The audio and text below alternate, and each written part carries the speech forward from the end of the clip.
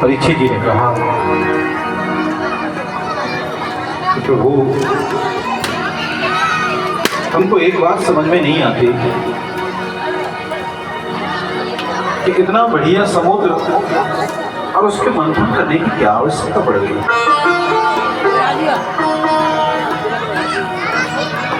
सुखदेव जी बोले कि हे राजा परीक्षित, एक बार की बात है कि श्री दुर्वासा महाराज श्री ठाकुर जी से मिल के आए, तो ठाकुर जी ने एक माला पहना दी, और जो माला पहनाई तो उसको पहन के आ गए। रास्ते में इंद्र मिल गया और वही माला इंद्र को पहना दी, और इंद्र ने विचार नहीं किया कि ये माला किसकी है। देखिए, माला का बड़ा महत्व होता है। ये प्रसाद की माला न तो कभी किसी के पैर में गिरना चाहिए, न फेंकना चाहिए। इसको ऐसी जगह डालो जहां पर बड़ी सुरक्षित तरीके से ये सूख जाए या जल प्रवाहित हो जाए, क्योंकि ये भगवान की प्रसादी माला है।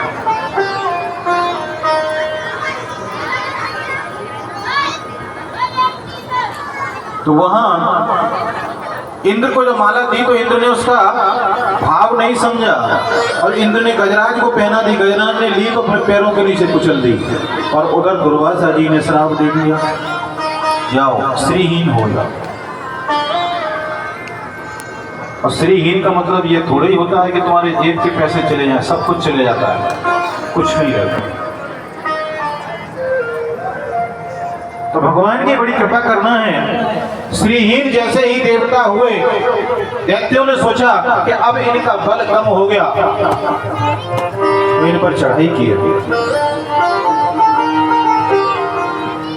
युद्ध हुआ। लेकिन वास्तविकता ये है कि इस समय देवताओं को एक बल की और अमृत की आवश्यकता है। सबने विचार किया कि क्या करें, तो बोले समुद्र मंथन करो। बच्चे लोग शांति से बैठ जाते। तो समुद्र मंथन जब करें तो समुद्र मंथन कोई एक के द्वारा तो हो नहीं सकता। बोले महाराज, तुम्हारी लड़ाई दैत्यों से है, अब बिना दैत्यों के तो संभव ही नहीं है कि समुद्र मंथन हो जाए। तो भगवान ने एक वहां बहुत सुंदर युक्ति बताई, इसका नाम है अहिमूसक। बोले देखो, ऐसा है, किसी से काम बनना है तो बड़े प्रेम से बोलो। कैसे बोलो? जैसे एक पिटारी में एक सर्प भी था और एक चूहा भी था। चूहा भी कहीं से पहुंच गया और सर्प घुस गया। सर्प तो था पहले से। अब जैसे ही सर्प को चूहे ने देखा तो चूहा तो बेचारा कपने लगा। चूहे ने सोचा कि बस अब तो हम इनके पेट में ही जाने वाले हैं। सर्प बोले नहीं भैया, तुम घबराओ मत, तुम्हारे जो पसीना आ रहा है, पसीना पहुंच लो, तुमको मैं खाऊंगा नहीं, चिंता नहीं करो, तुम मुझे अपना बड़ा भैया मानो। अच्छा। और जब कहा कि बड़ा भैया मानो तो थोड़ा सा कुछ जी में जी आया। बोले आज तक ऐसा हुआ नहीं है कि सर्प महाराज बड़े प्रेम से बोल रहे हो। उन्होंने कहा देख भाई, तू भी इस पिटारी में बंद है, मैं भी इस पिटारी में बंद हूँ, लेकिन भगवान की कृपा से तेरे पास एक युक्ति है। बोले क्या? कि तेरे पास जो दांत दिए हैं ना, वो ऐसे दिए हैं कि पत्थर में भी छेद कर दे। वो जिसको कोई कुछ नहीं कर काट पाया उसको चूहा काट दे। हाँ महाराज वो तो है।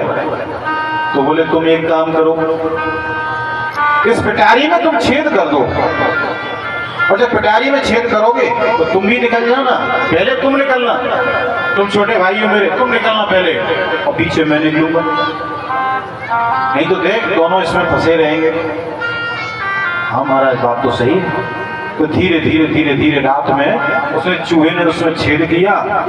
तो चूहे ने जब छेद किया तो चूहा सबसे पहले निकल गया, और फिर उसके बाद सर्प निकला। और जैसे ही सर्प निकला तुमने कहा देख भाई मेहनत तो तूने बहुत की है पर भूख तो मेरे को भी लग रही है। तो एकदम चूहा को देख के उसके मुंह में पानी आने लगा और गप करके अंदर ले गया। ये हम कोई बनावटी नहीं कह रहे हैं, इस भागवत जी में लिखा है। इसको अहिमूसक न्याय बोलते हैं। यानी यदि काम बनाना हो